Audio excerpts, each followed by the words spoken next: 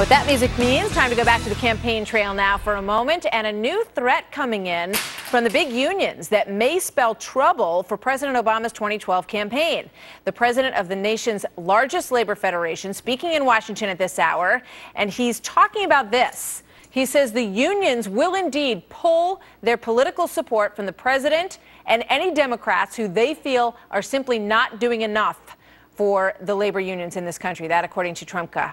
Remember, he's the man who said that he gets to speak to people at the White House pretty much on a weekly basis. Here's the quote. He says, "It doesn't matter if candidates and parties are controlling the wrecking ball or simply standing aside. The outcome is the same either way. If leaders aren't blocking the wrecking ball and advancing working families' interests, working people will not support them." Very strong words from Richard Trumka. Guy Benson joins me now, radio talk show host and political editor for townhall.com, and Bernard Whitman, Democratic strategist and President Clinton pollster. Gentlemen, welcome. Good to have you both here. Thanks, Martha. Hey, Martha. Guy, welcome. What do you think about this threat from Trumka?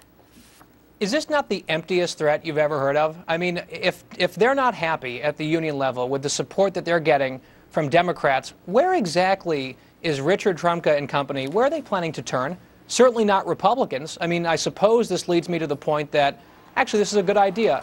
They should form their own third party, challenge Democrats across the country if they don't feel like their needs are being met for whatever reason by the Democrat Party. But, you know, there's always the threat, Bernard, of just sitting on your hands or sitting on your pocketbook, perhaps. And that is the threat that's being leveled here by Trumka, that they're not going to give the kind of support that they gave last time around. They gave, I think I have the number here, about $60 million to the midterm elections to Democratic candidates.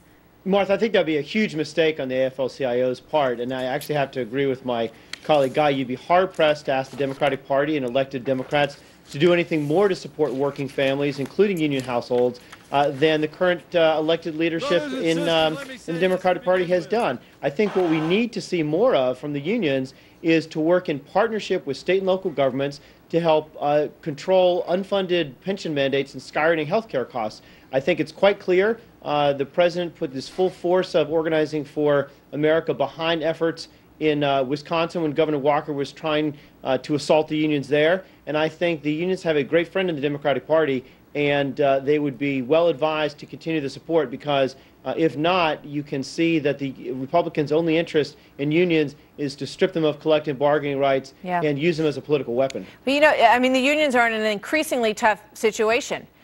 You know, their membership has fallen dramatically. They now represent, Guy, I think 7 to 11% is a rough estimate of the American workforce. They're being confronted with all of these state government pension problems. They're going to be forcing these organizations to redo a lot of these deals. So they're really, you know, perhaps this is a desperate cry for help. Whether or not it's going to be answered remains to be seen by these politicians.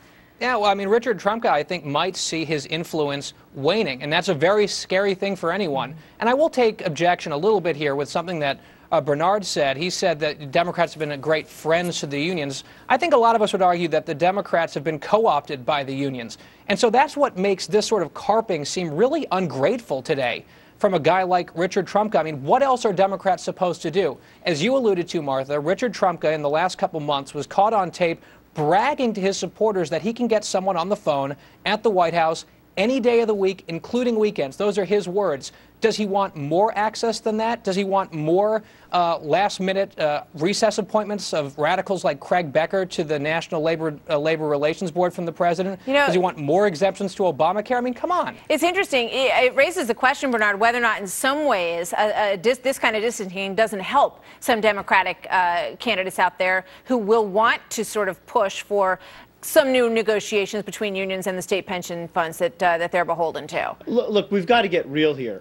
Fact is, the majority of Americans actually support unions. In fact, a recent Fox News poll showed that 60% of Americans believe unions are necessary to protect workers. Yeah, but Bernard, that's a different thing than the numbers that also show that they believe that these deals need to be renegotiated, that they believe that unions have enjoyed situations that are pulling down the budgets of states all across the nation. And those numbers are there too. But I agree with that, and I think we're going to see a lot of situations like one that developed in Massachusetts a few weeks ago, where Democrats actually led the charge to restructure health care costs. Now, the difference is we're not trying to demonize unions. We're not using it as a political weapon. We're not trying to strip away collective bargaining rights, but we need to encourage the unions and sometimes force the unions to engage in a responsible dialogue and partnership with state and local governments over these high costs. All right, Guy Benson and Bernard Whitman, thank you very much. Great having you both here today. Thanks, Thank you.